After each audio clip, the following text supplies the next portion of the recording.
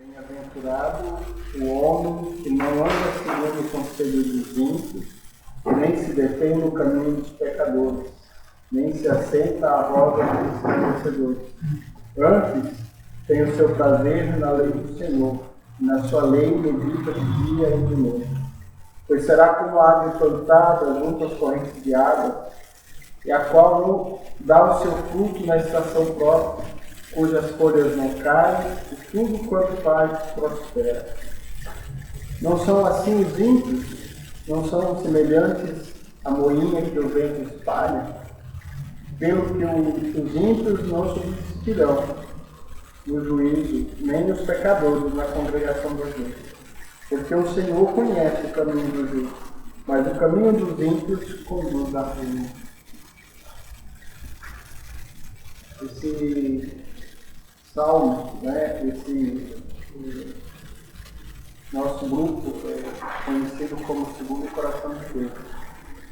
E alguns salmos de Davi nos leva a pensar a respeito dessa questão da nossa conduta. Nós precisamos reconhecer a grandeza de Deus. Desde Gênesis até Apocalipse, a gente reconhece algumas maravilhas que Deus já fez. E continua fazendo, né? Por exemplo, é o testemunho do irmão agora há pouco. A gente lê, né? A gente medita e passa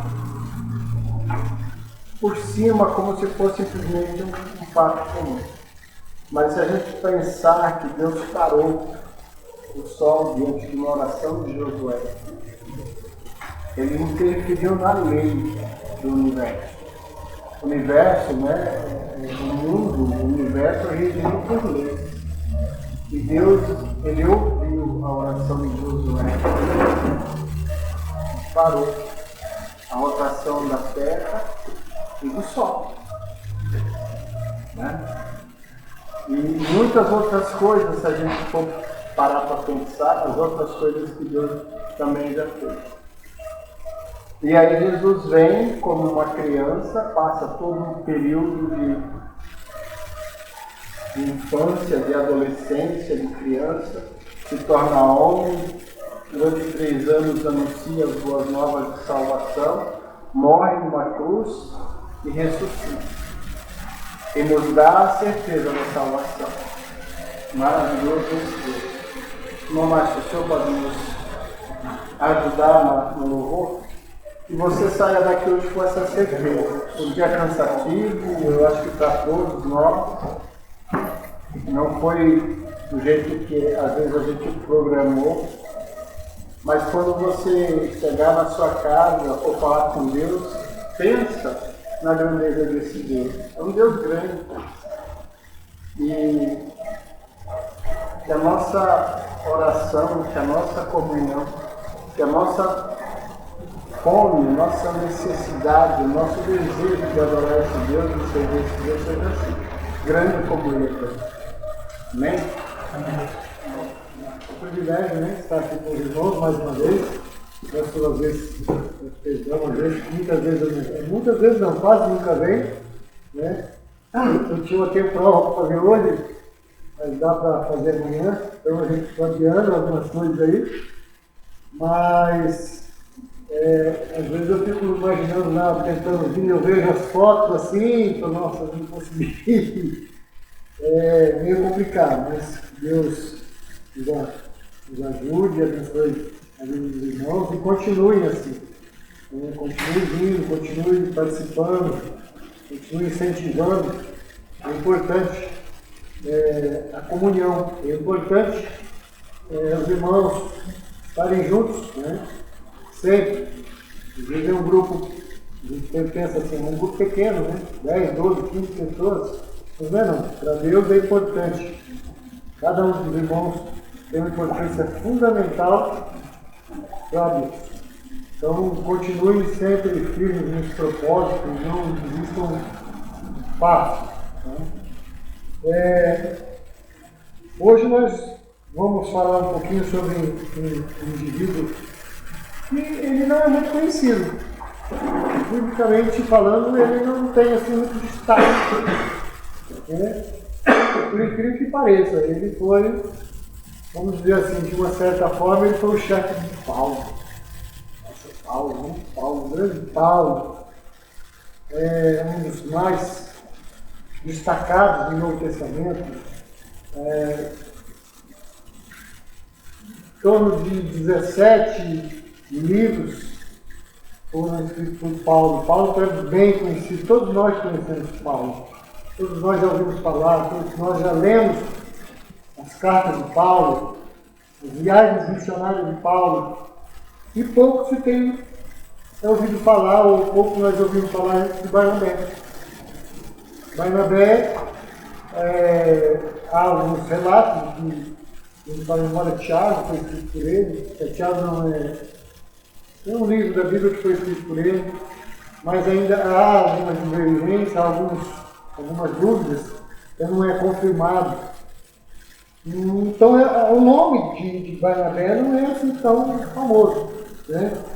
Mas uma das grandes riquezas da comunidade cristã, né, do primeiro século, ela começa então quando existe, inclusive tem um episódio interessante, que quando eles estavam reunidos, houve uma divulgação de que haveria falta de alimentos na região, e os crentes já se prevenindo, eles começaram a vender até propriedades para que ninguém tivesse necessidade. É aquele episódio, inclusive é um episódio alegre, porque Barnabé foi o primeiro citado, lá em Atos 4, nós vamos ver aqui, que vendeu uma propriedade e depositou aos pés dos apóstolos, e ali foi distribuído entre as pessoas, ninguém tinha necessidade. Nesse mesmo episódio, teve o caso de Ananias e Safira. Um pouquinho depois,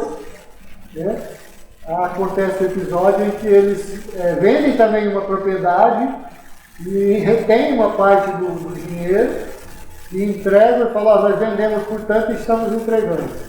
E eles foram mortos. É interessante, duas comparações interessantes. Mas o foco aqui é falar um pouco sobre Barnabé.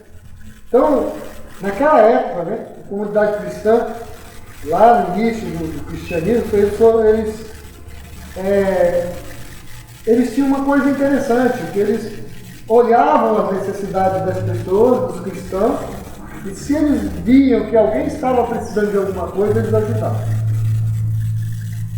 Alguém disse também, recentemente, que se nós cristãos nos reuníssemos e tomássemos uma decisão de ajudar as pessoas que têm carência, nós não teríamos provavelmente pessoas passando necessidade no Brasil. Tantos cristãos que tem, que nós nos dispuséssemos a ajudar. E Barnabé, então, ele inicia ali, vamos dizer, o seu ministério, num episódio mais ou menos sobre isso. Eu gostaria de pedir que os irmãos abrissem as Bíblias em Atos 4, 36, 37. Eu vou ler aqui no celular, porque a letra dela é muito pequenininha, eu não estou enxergando mais muito bem, viu? Atos 4.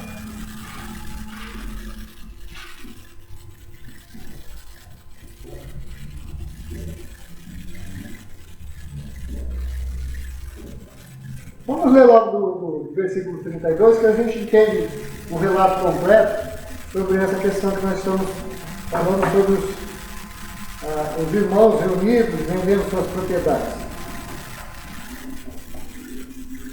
O 32, começa assim, 4:32. Da multidão dos que creram, uma era a mente e o coração.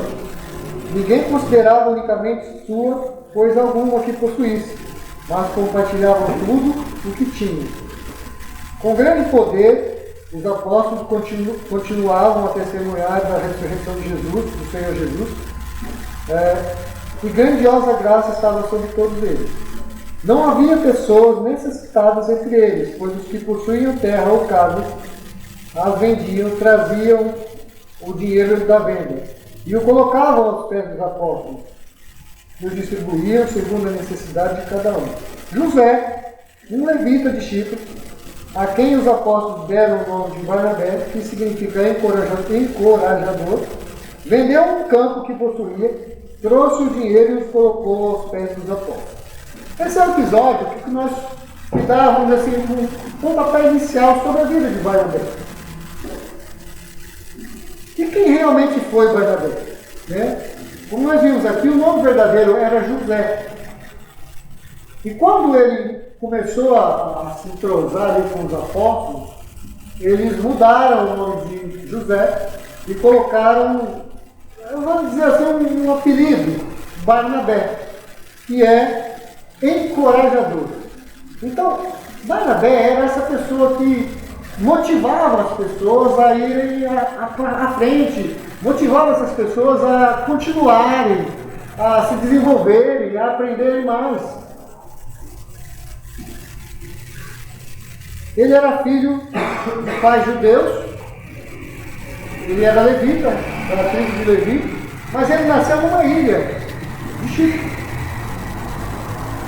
Ou seja, acho que era comum ali os judeus morarem por vários lugares e ele era natural de Chipre, uma das maiores ilhas do mar Mediterrâneo. Aqui diz com 238 km de comprimento e 24 a 64 km de largura. José era uma pessoa tão amorosa e companheira, parecida com Jesus. Nós estamos estudando, como eu tenho visto, a vida de homens da Bíblia que tiveram uma relevância, ou que têm uma relevância, uma influência na nossa vida, na vida da igreja hoje. E Barnabé era esse homem.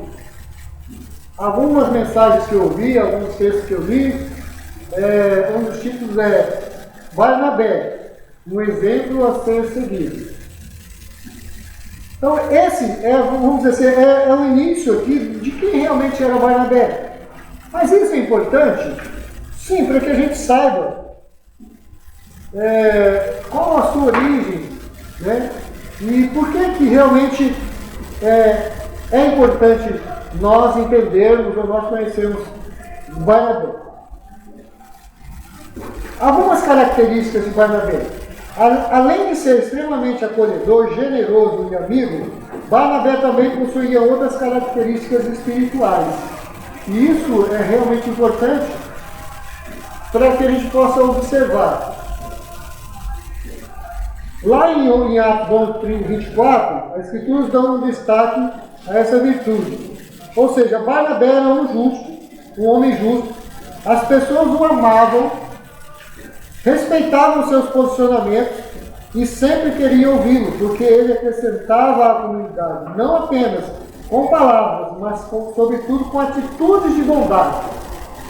Aquele ato que ele fez de vender uma propriedade e trazer, isso foi um ato de generosidade fantástico, um ato de desprendimento. Para vocês terem ideia, Barnabé era uma pessoa bem de vida. Ele tinha uma propriedade grande, vendeu, talvez provavelmente lá na ilha mesmo de Chipre, vendeu e deu aos apóstolos para que pudesse ajudar as pessoas. Ele foi criado numa cultura muito eletiva, ele era uma pessoa culta. Nós vamos ver aqui mais na frente que ele era amigo de infância de Paulo. Então Paulo foi criado aos pés de Gamaliel, um dos maiores mestres da época. Foi ensinado, era uma pessoa culta. Paulo era uma pessoa culta. Barnabé tinha essas mesmas características. E nós vamos ver também que ele era um homem cheio do Espírito Santo. Vamos ler Atos, capítulo 11.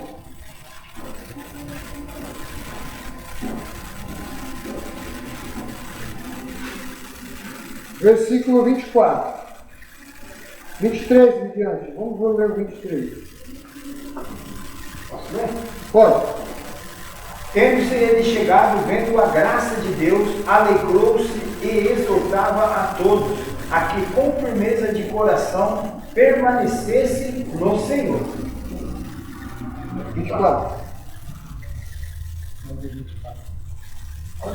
Pode ter. Ele era um homem bom, cheio do Espírito Santo e de fé. E muitas pessoas foram acrescentadas ao Senhor. Olha só que interessante esse versículo. Ele fala assim, ó. Ali chegando, vendo a graça de Deus, ficou alegre e os animou. Era um homem para frente, era um homem positivo, que queria sempre animar as pessoas a continuarem. E ele os animou a permanecerem fiéis ao Senhor de todo o seu coração.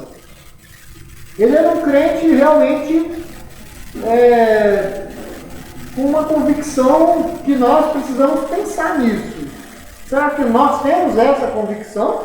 Será que nós temos essa desenvoltura, essa característica de ajudar as pessoas, de incentivar, de fazer com que as pessoas continuem no caminho, não se desviem, não deixem de vir? E ele diz assim, ó, que ele os animou a permanecer fiéis ao Senhor de todo o seu coração. Ele era um homem bom.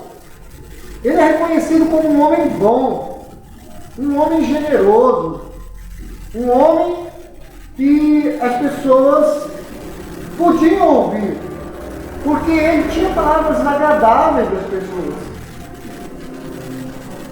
E ele tinha uma característica interessante, né? Ele era cheio de Espírito. Poucas pessoas talvez tenham tido essa característica imputada assim, cheio do Espírito Santo. Então ele era reconhecido como um homem cheio do Espírito Santo. E ele também era um homem de fé. Muitas pessoas foram acrescentadas talvez pelo seu testemunho, pelo seu modo de viver. Muitas vezes nós falamos demais e vivemos de menos. Muitas vezes nós falamos e vivemos de forma diferente. Ou seja, às vezes pregamos uma coisa e vivemos outra. Isso não agrada a Deus. E ele tinha essa característica de não ser um homem fiel a Deus, cheio do Espírito Santo, um homem bom e um homem cheio de fé. Barnabé é um visionário da fé, assim como Ana e Maria, mãe de Samuel. Não é muito proveitoso para os santos terem uma vida limpa se não são crentes. A fé dominava a sua visão. Ele era um homem que tinha a fé dominando a sua visão, o seu caminhar, os seus objetivos. Ele teve um ato interessante também, isso é interessante que a gente tenha lido, porque a sua fé, ele ser cheio do Espírito Santo, fez com que ele pudesse também influenciar a vida de uma outra pessoa muito importante. Vamos ler Atos 9.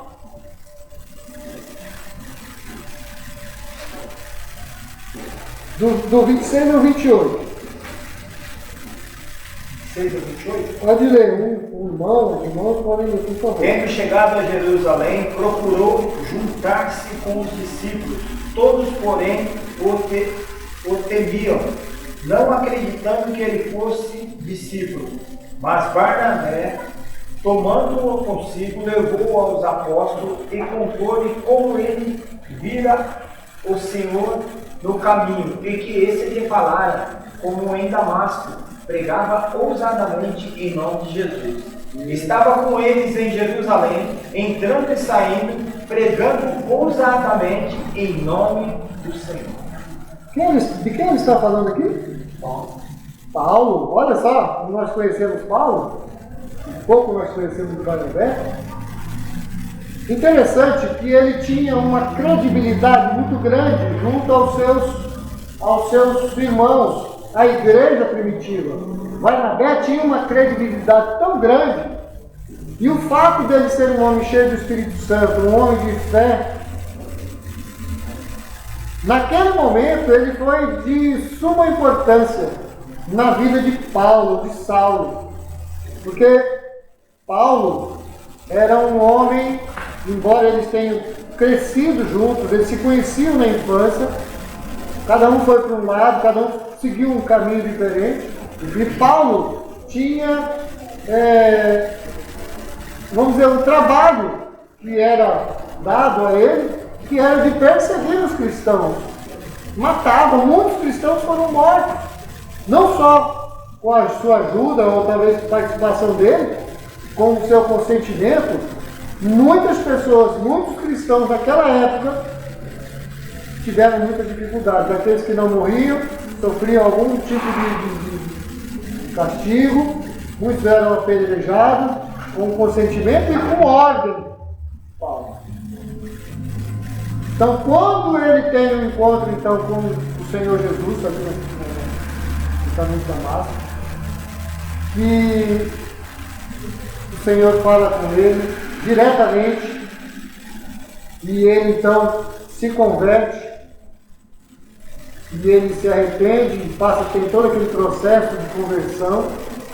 Ele então começa a pregar, ele começa a se inserir no meio, né? No meio cristão daquela época, que nem eram chamados de cristão. Tá? Então nós vamos ver aqui que Barnabé, inclusive, fez parte daquele momento em que eles foram chamados de cristãos. E muitos dos cristãos, muitos dos irmãos dali do início, né, do cristianismo, tinham medo. Muitos achavam que Paulo estava ali como um espia, tentando descobrir aquilo que os cristãos faziam para poder persegui-los, provavelmente até matá-los. Muitos tinham medo, não confiavam. Quando Barnabé, então, entra no cenário, ele, com o seu prestígio, com a confiança que a igreja tinha nele, ele foi, então, e conversou com os líderes, com a igreja, e foi levando aos poucos Paulo, e as pessoas, então, começaram a confiar nele, através da vida de Barnabé, pela sua credibilidade. Ele deu a sua palavra de que agora ele era um cristão, que ele tinha se convertido e que ele então fazia parte do grupo dos cristãos daquela época. E aí então a barreira foi interrompida e eles começaram então a trabalhar juntos. Começaram a trabalhar Barnabé e Paulo. Só que Barnabé era conhecido, Barnabé era líder, ele era um dos líderes da igreja.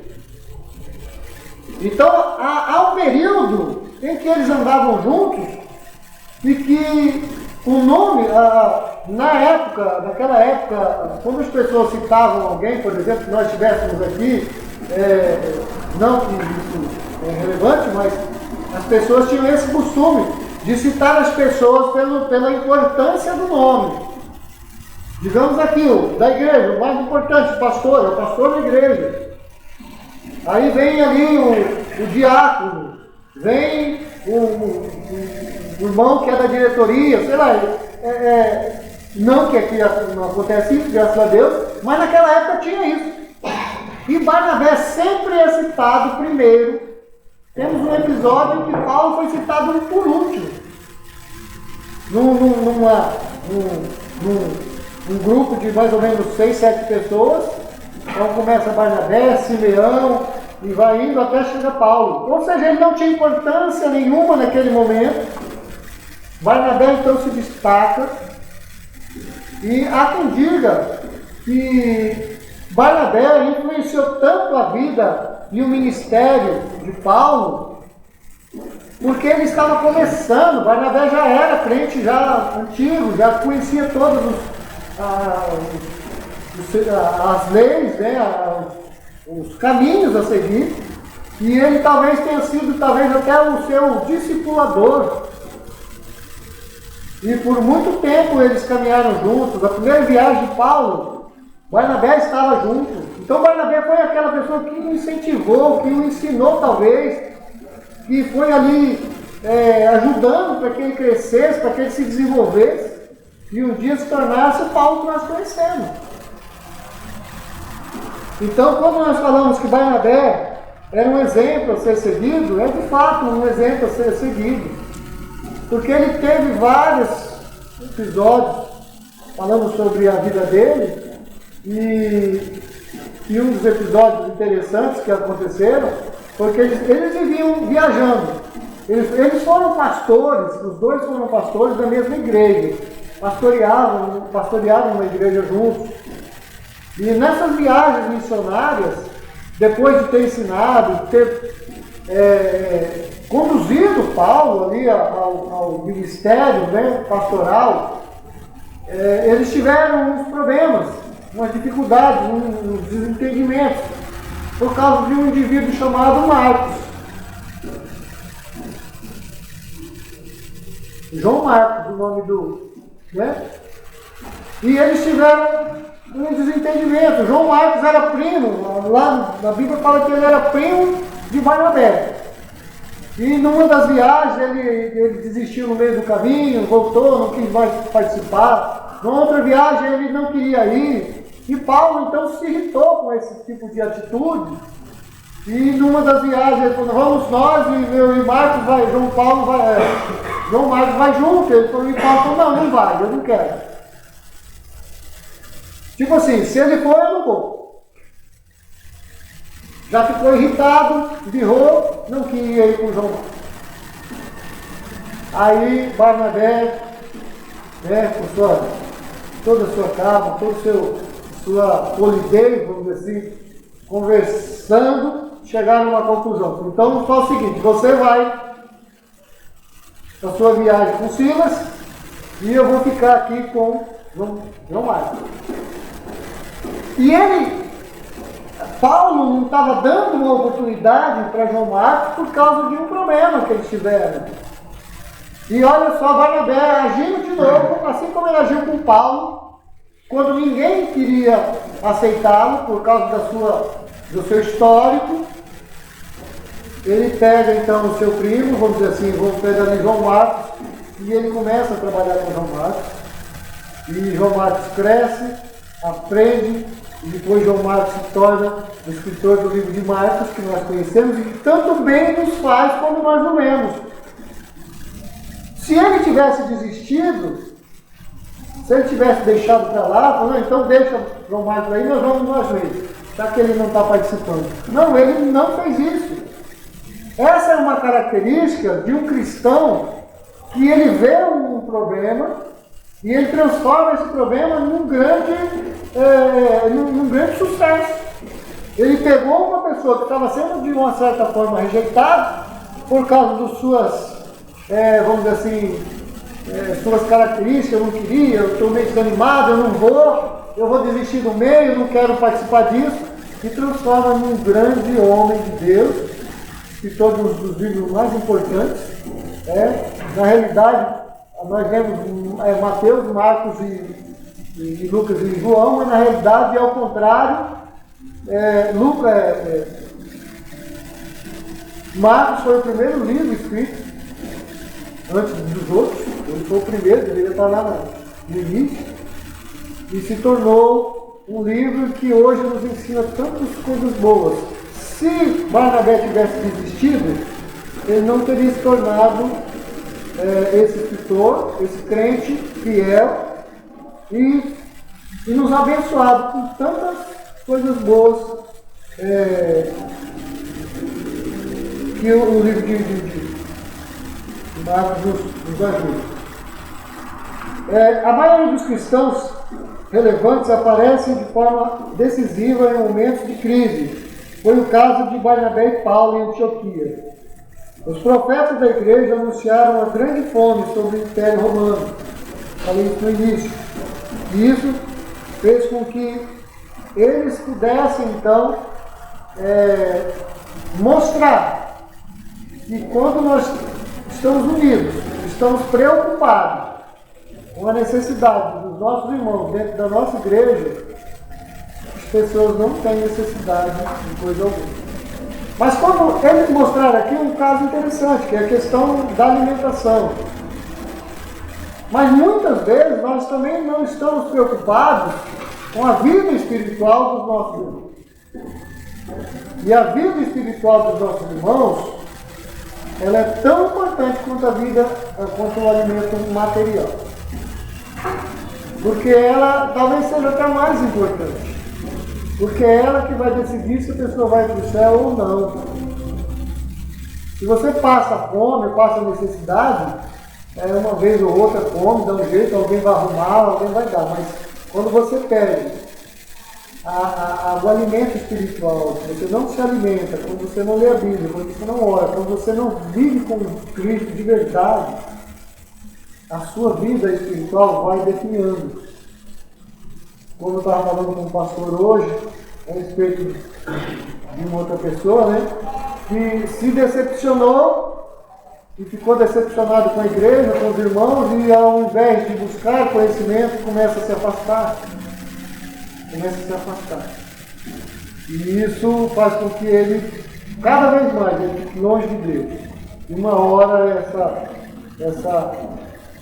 esse afastamento faz com que ele se distancie de tal forma de Deus que provavelmente ele não consiga mais voltar. Barnabé via isso nas pessoas. E por isso que ele recebeu esse nome de incentivador. Então nós como cristãos, nós como servos do Senhor, nós temos que ter essa característica de incentivar os outros a crescerem, incentivar os nossos irmãos a aprender mais. Por isso que a gente na igreja sempre fala, você vem na igreja, vai ter um culto, convide alguém. Traga alguém se puder. Né? Como até o pastor Walter sempre falava, se tem alguém para trazer, leva ele.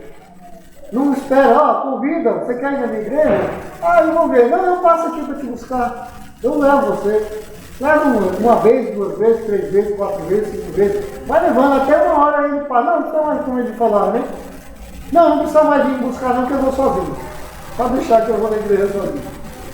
Mas nós temos que ter essa característica de incentivador, de uma pessoa para frente, que está sempre preocupado com a vida espiritual das pessoas que nos cercam, dos nossos amigos, dos nossos vizinhos. Né?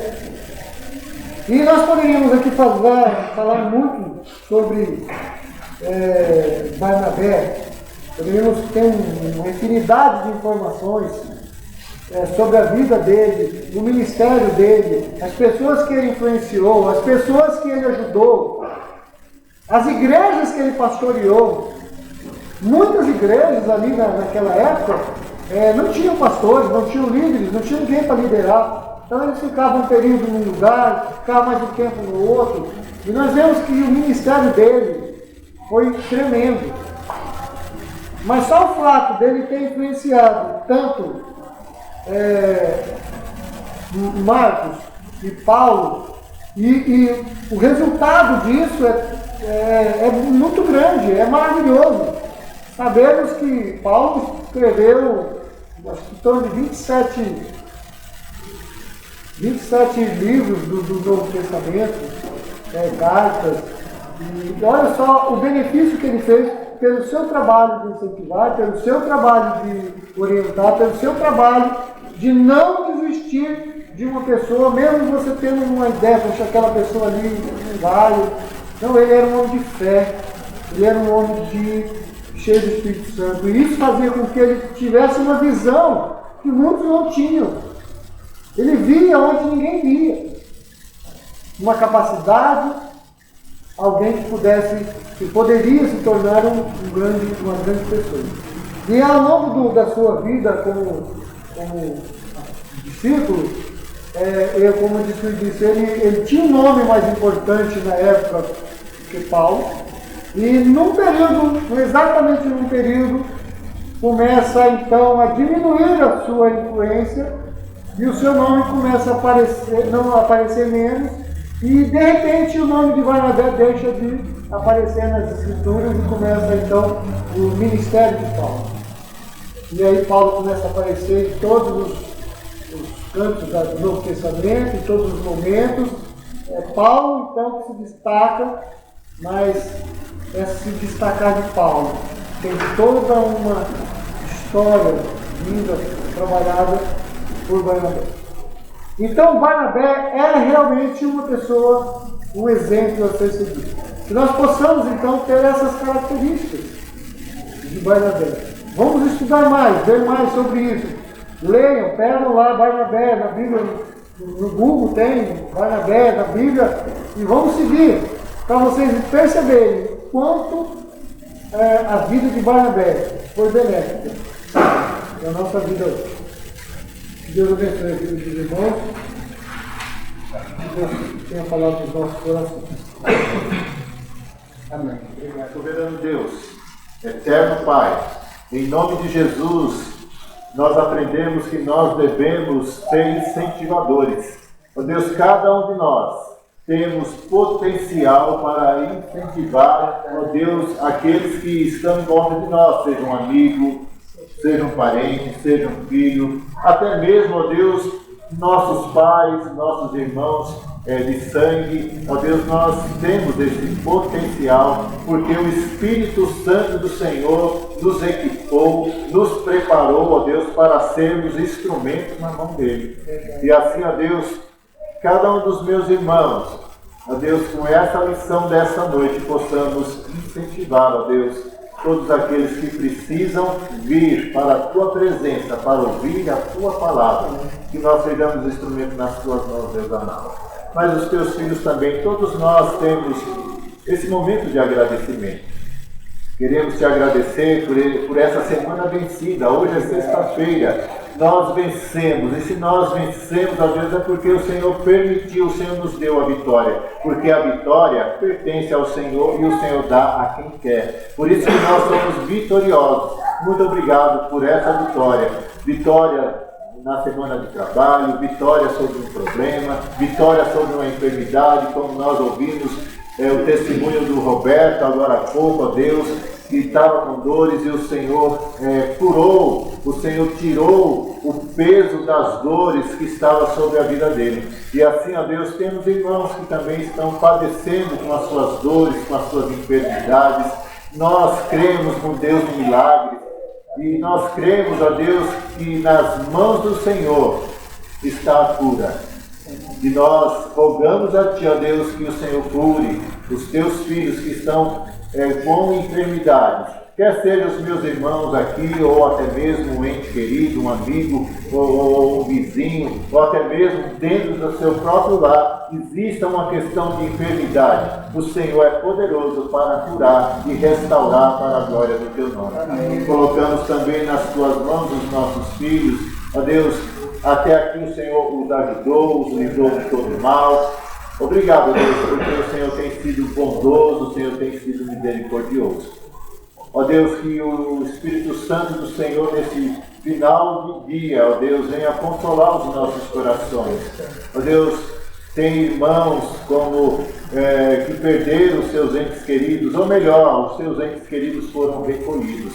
Ó Deus, que o Senhor console, que o Espírito Santo do Senhor console a vida, Senhor, do irmão Cido, do irmão Maurino, ó Deus, que também e da sua esposa, ó Deus, que perdeu ali o seu ente querido. Queremos colocar nas Tuas mãos os Teus filhos que, ó Deus, estão atravessando esse momento tão difícil, ó Deus, de ser vencido.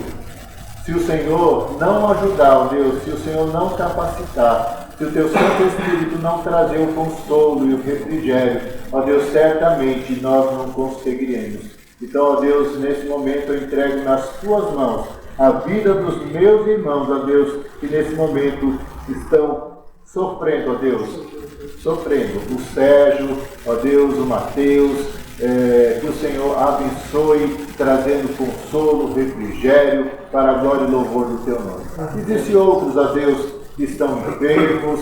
Ó Deus, visita o Marcelo nesse momento difícil que ele está atravessando com enfermidade, ó Deus, da sua filha. Nós já tivemos notícias que a filha está progredindo a cada dia, e assim nós colocamos nas tuas mãos, ó Deus, a vida do Marcelo, da Lorena, e para que, ó Deus, em breve, a alegria do Senhor, Deus, venha contagiar a vida da Lorena e contagiar nós, ó Deus, porque quando ela chegava aqui, ó Deus, ela trazia alegria, a sua maneira, ó Deus, de ser infantil, mas que glorificava a Deus.